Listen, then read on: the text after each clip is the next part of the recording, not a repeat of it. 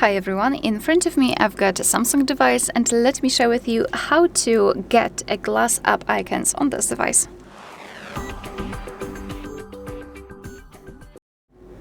So first of all, you need to download a special app which is called Good Lock. So just find it in the Google Play Store or Galaxy Store and download it. So now we need to go to this theme park. Let's tap. And right there we've got different options. So just go to the icon and tap on Create New.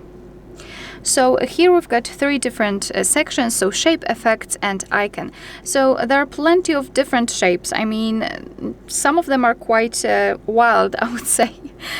So just choose the shape which you want to and go to effects. So obviously here we've got plenty of options to choose from, like film grain, duotone, so only two colors, gradient, and finally glass, emboss, and basic.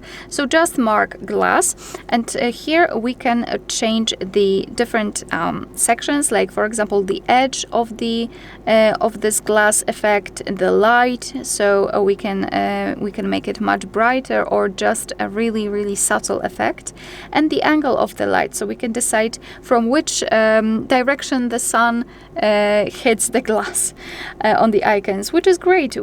I mean, we love customization, right? Here we can change the icon color if you want to make it more maybe not monochromatic, but I just wanted to say that you will have one color all across the apps. You can do it here, so you can choose something, for example, like that. And as you can see, all of the apps will have this, I would say, a layer of color. You can also change the glass color, because right now we've got the blue, sorry, not blue, but white glass. Of course, if you want to, you can change it to, for example, the blue one. So we can just go somewhere here and then go to the saturation. You can make it more saturated or less saturated, up to you. The transparency, it's up to you completely, and tap on OK, and as you can see, it will be immediately changed. I hope that you can see on the camera. If not, you really have to trust me, and the best thing is to simply check it on your own.